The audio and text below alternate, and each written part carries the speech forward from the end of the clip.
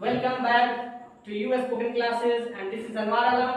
Guys जैसा कि मैंने पिछला जो लॉन्ग वीडियो था हमारा उसमें हमने बताया था कि कॉम्प्लीमेंट कल की वीडियो में पढ़ेंगे, लेकिन कुछ कारणों की वजह से वीडियो नहीं बन पाया था, डिले हो गया, इसके लिए हम क्षमा चाहेंगे।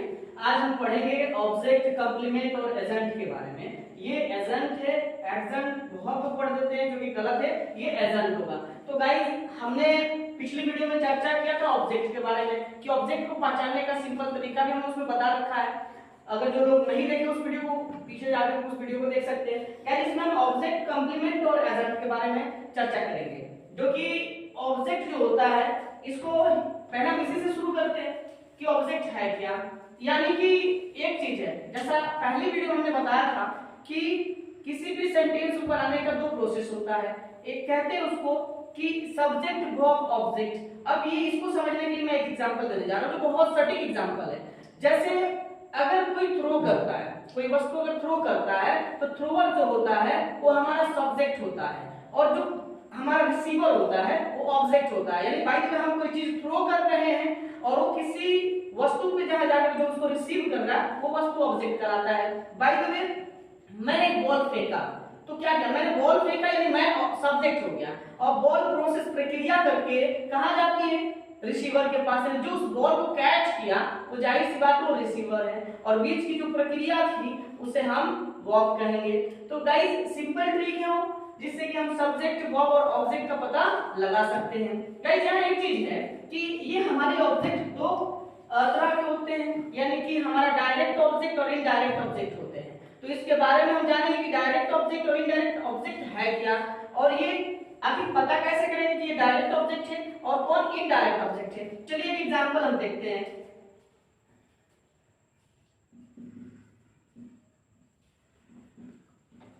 हमने एक एग्जांपल लिया यहाँ ही हेल्प्स मी।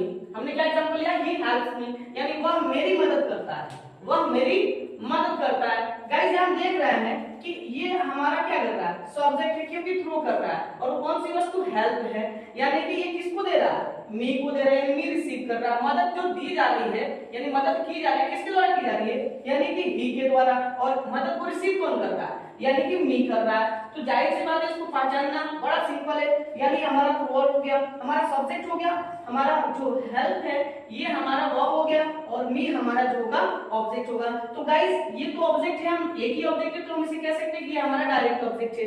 लेकिन हमने कहा था कि ऑब्जेक्ट दो तरह के होते हैं, एक डायरेक्ट ऑब्जेक्ट होता है, एक इनडायरेक्ट ऑब्जेक्ट होता है। तो डायरेक्ट ऑब्जेक्ट हमने देख लिया, लेकिन इनडायरेक्ट ऑब्जेक्ट क्या है उसके बारे में हम देखते हैं आगे सेंटेंस में। जैसे एक सेंटेंस लिखते हैं यहाँ पे, जैसे ही गेव मी। भाई देखिए यहाँ भी सेंटेंस सेम है, he gave me, उसने मुझे दिया। भाई तो वो कुछ दे रहा है और किसे दे रहा है, मुझे दे रहा है। तो जाहिर सी बात है ये हमारा ऑब्जेक्ट है, ये पूरा हमारा ऑब्जेक्ट यहाँ दिख रहा है, सब्जेक्ट वर्ब ऑब्जेक्ट है। लेकिन कह रहा है he gave me a pen, he gave me a pen, ये हमारा पूरा सेंटेंस यहाँ पे बन गया। जैसे he gave me a pen, इसको गाइस इस तरह भी लिख सकते हैं, he gave a pen to मी। यानी इन सेंटेंसेस को हम दो तरह से लिख सकते हैं, he gave me a pen या he gave a pen to me, right guys. अब इसमें दो ऑब्जेक्ट हमारे आ रहा है, हमारा दो ऑब्जेक्ट कैसे है, क्योंकि मी भी हमारा ऑब्जेक्ट है और यहाँ पेन भी हमारा ऑब्जेक्ट है। अब इनको एक चीज है, ऑब्जेक्ट कैसे है जी, हमने ऑब्जेक्ट को पहचानने का दो तरीका बता रखा है। हमने कहा था व्हाट और हमारा हु, ये दो डिसाइड करते हैं कि हमारा इसमें ऑब्जेक्ट है कि नहीं है। तो जाहिर सी बात है he gave me a pen, guys उसने मुझे दिया, किसे दिया, मुझे दिया। तो whom हमारा क्या कर रहा है, ये जस्टिफाई कर दिया कि यहाँ हमारा मी ऑब्जेक्ट है। और क्या दिया, तो यहाँ भी एक चीज क्लियर हो रहा है, क्या दिया, तो हमारा पेन दिया, यानी क्या दिया, यानी व्हाट हमारा यहाँ क्या जस्टिफाई कर रहा है कि पेन भी हमारा ऑब्जेक्ट है। तो हमने ये दो वर्ड दे रखा आपको जिससे हम ऑब्जेक्ट फाइंड आउट कर पाएंगे। अब गाइस सेम इसमें भी हमारा ये दोनों ऑब्जेक्ट की सेंटेंस दोनों सेम है। अब पता ये करना है कि इसमें डायरेक्ट कौन है और इनडायरेक्ट कौन है। बहुत बच्चे ये डिसाइड कर लेते हैं कि जो ऑब्जेक्ट पहले आया है उसे हम डायरेक्ट ऑब्जेक्ट कहेंगे, जो बाद में आया उसे इनडायरेक्ट कहेंगे। लेकिन गाइस वो कहना गलत होगा। इसको पहचानने का एक सिंपल तरीका होता है कि जो अगर हम कोई सेंटेंस को पढ़ रहे हैं उस सेंटेंस में अगर कुछ क्वेश्चन अराइज हो रहा है तो जो क्या से हो रहा है ना गाइस, जो क्या से क्वेश्चन अराइज हो रहा है वो हमारा वर्ड डायरेक्ट ऑब्जेक्ट होगा। यानी है, तो जाहिर सी बात है गिव मी अ पेन, उसने मुझे एक कलम दिया। क्या दिया? एक कलम दिया।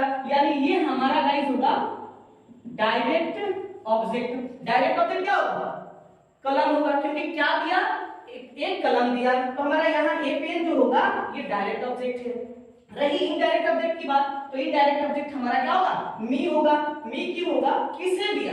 जब किसे की बात आती है तो हमारा वो इनडायरेक्ट ऑब्जेक्ट होता है। जैसे ये हमारा यहाँ इनडायरेक्ट ऑब्जेक्ट हो गया, ये हमारा इनडायरेक्ट ऑब्जेक्ट हो गया। तो गाइस क्या देख रहे हैं कि इसको हम अगर व्हाट और whom को माइंड में लेकर के चलते हैं तो बड़ा ही आसान है ऑब्जेक्ट को पहचानना और ये भी क्लेरिफाई कर पाना कि डायरेक्ट ऑब्जेक्ट कौन है और इनडायरेक्ट ऑब्जेक्ट कौन है। तो होप गाइस आप लोग को ये चीज समझ में आ गया होगा कि डायरेक्ट ऑब्जेक्ट और इनडायरेक्ट ऑब्जेक्ट में अंतर क्या होता है और उसको पहचानने का तरीका क्या है। गाइस आप लोग इसका स्क्रीनशॉट ले सकते हैं, अगर इसमें जहां आपको कंफ्यूजन रही हो आप उसको क्लियर कर सकते हैं। आगे बढ़ते हैं हम कंप्लीमेंट की तरफ कि ये कंप्लीमेंट क्या होता है। तो गाइस आप इसके स्क्रीनशॉट ले सकते हैं। तो गाइस हम देखेंगे कंप्लीमेंट क्या होता है। तो गाइस पहले कंप्लीमेंट के बारे में जानते हैं। कंप्लीमेंट को पूरक कहते हैं, यानी कि ये किसी भी सेंटेंस में आकर, किसी भी वाक्य में आकर के जो सेंटेंस अधूरे रहते हैं उसको पूरा करता है, इसलिए इसे पूरक कहा जाता है। बाय द वे सेंटेंस अधूरा, जैसे कि हम कह सकते हैं ही इज, अब यहाँ आगे कुछ नहीं दिया तो क्या आप इसका मीनिंग कुछ निकाल सकते हैं? वह है, लेकिन क्या है? कंप्लीट सेंस दे रहा है? नहीं दे रहा। तो इसी को पूरा कराने के लिए, पूरा सेंस देने के लिए ये पूरक का यूज होता है, कंप्लीमेंट का यूज होता है। अब बात करेंगे कि ये कितने टाइप के होते हैं। तो पूरक के दो प्रकार होते हैं, वो कौन कौन से होते हैं उसको हम जानेंगे। यानी कि कह रहा है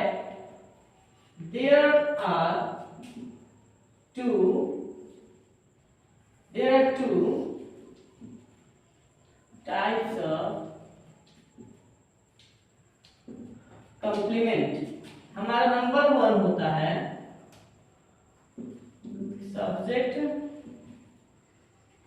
सब्जेक्ट कॉम्प्लीमेंट, दूसरा होता है हमारा object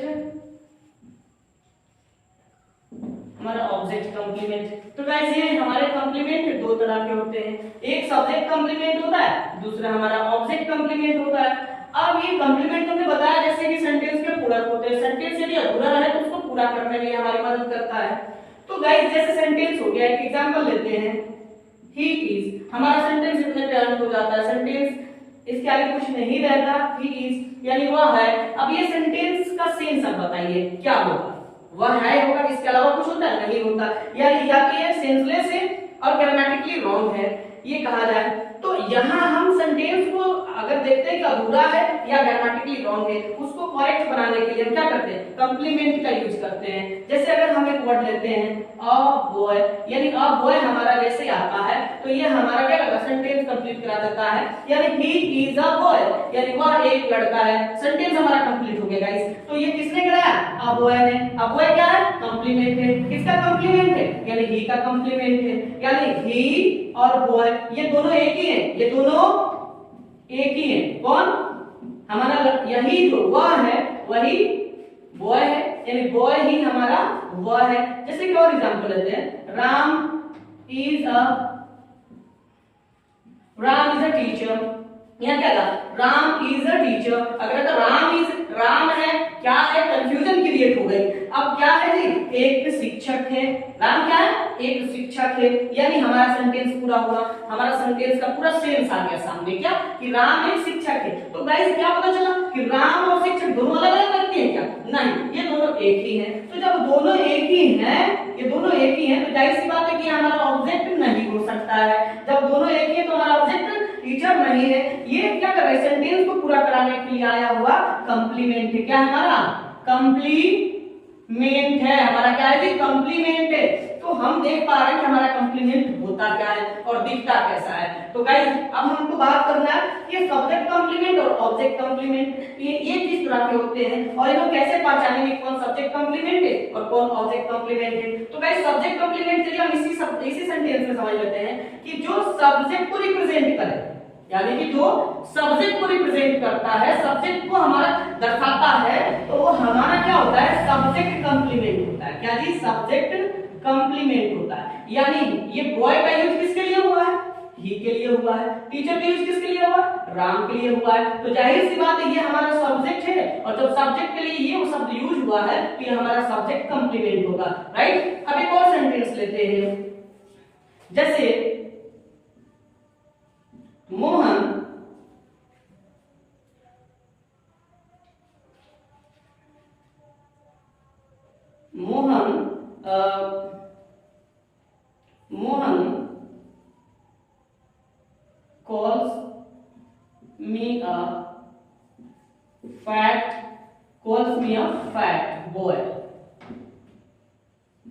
calls me a fat boy, यानी Mohan calls me a fat boy, Mohan क्या बुलाता है, मुझे एक मोटा लड़का बुलाता है।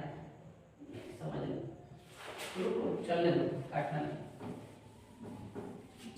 जैसे गाइस हम दूसरा एग्जांपल ले सकते हैं, यानी कि हमारा ये जो सब्जेक्ट कॉम्प्लीमेंट हमने समझ लिया, अब हमारा समझना ऑब्जेक्ट कॉम्प्लीमेंट क्या होता है। तो गाइस एक एग्जांपल लेते हैं, जैसे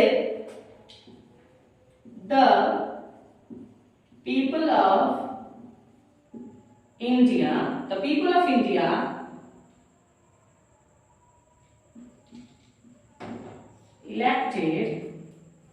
elected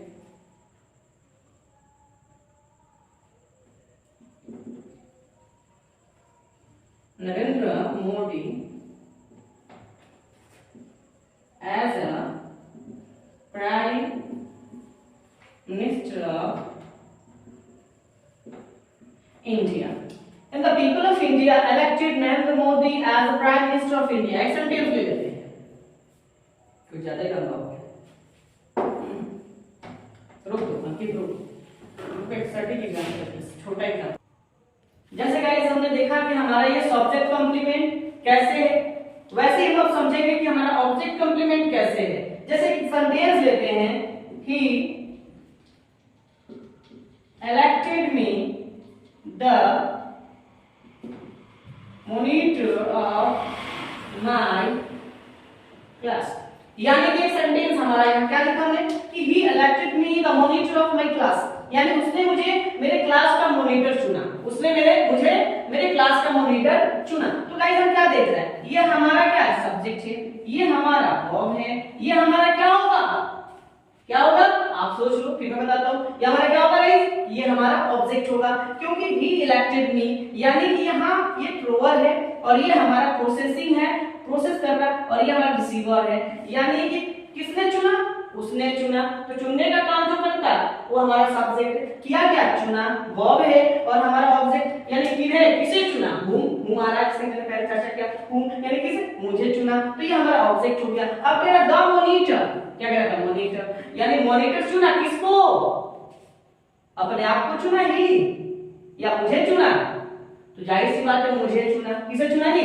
मुझे चुना, और मुझे किस जगह पे यूज हुआ है, ऑब्जेक्ट की जगह पे यूज हुआ है। कहां, मुझे कहां यूज हुआ है, ऑब्जेक्ट, क्योंकि ये सब्जेक्ट वर्ब ऑब्जेक्ट, तो जाहिर सी बात है ये हमारा जब ऑब्जेक्ट है तो मॉनिटर किसको बोला गया, वह को बोला गया या मुझे बोला गया। तो यहाँ हमारा ये जो मॉनिटर है मी को बोला गया, यानी ऑब्जेक्ट को बोला गया, तो जाहिर सी बात है कि इस शब्द का यूज किसके लिए हुआ है, मी के लिए हुआ है। तो मी हमारा ऑब्जेक्ट है, तो हमारा मॉनिटर क्या हो जाएगा, ऑब्जेक्ट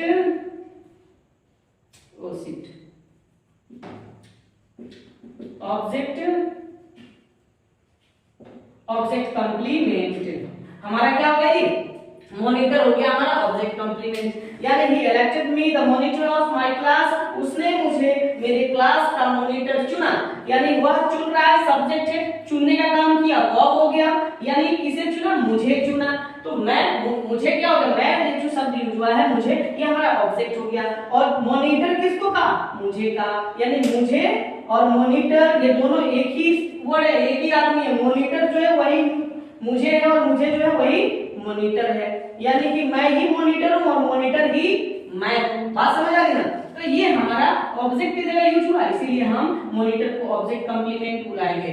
गाइस अब बात कर लेते हैं एजेंट की, कि एजेंट क्या है। हमारा एजेंट बहुत जरूरी है जानना गाइस, ये किसी सेंटेंस में आता है, तो ये जरूरी नहीं कि एजेंट का आना हर जगह बड़ा जरूरी है। एजेंट अगर ना रहे तो सेंटेंस गलत हो जाएगा गाइस, ऐसा कुछ नहीं है। एजेंट रहे या ना रहे कोई फर्क नहीं पड़ने वाला सेंटेंस पे, वो कोई हमारा एसेंशियल पार्ट नहीं है सेंटेंस का। तो गाइस हमारा एजेंट है क्या, इसको जानना जरूरी है। एजेंट क्या होता है, जो हमारा यदि ऑब्जेक्ट और कंप्लीमेंट के बाद से जो हमारे हिस्से ऐड होते हैं किसी सेंटेंस में, उन्हें हम एजेंट कहते हैं। जैसे क्या करें, ऑफ माय क्लास, ये हमारा क्या हो जाएगा, एजेंट हो जाएगा। क्या हो जाएगा गाइस, ये हमारा एजेंट हो जाएगा। एक चीज देखेंगे, अगर इसको हम निकाल देते हैं, इसको तो हटा देते हैं, हमारा सेंटेंस यही हो जाता है। तो क्या सेंटेंस में कोई परिवर्तन आएगा ज्यादा, क्या नहीं आएगा। He elected me the monitor, he elected me the monitor, यानी उसने मुझे मॉनिटर चुना। सेंटेंस पूरा अपना सेंस दे रहा है, इसलिए पता क्या चल रहा है, एजेंट सेंटेंस में हो या ना हो, सेंटेंस में कोई ज्यादा परिवर्तन नहीं होगा। इसलिए एजेंट को हम ज्यादा इंपॉर्टेंट नहीं मानते और वह सेंटेंस को कंप्लीट कराने के लिए यूज नहीं होता है, वो एक्स्ट्रा इंफॉर्मेशन देता है। एजेंट क्या करता है, हमें थोड़ा अतिरिक्त जानकारी दे देता है, थोड़ा हमारे सब्जेक्ट और ऑब्जेक्ट के बारे में थोड़ा ज्यादा बता देता है, बस इतना ही काम होता है एजेंट का। तो गाइस वो आप लोगों को ये सारा कांसेप्ट समझ में आ रहा होगा और उम्मीद करते हैं कि अगर आपने वीडियो अच्छी लगी हो तो आप इसे लाइक करें, शेयर करें और कमेंट करें।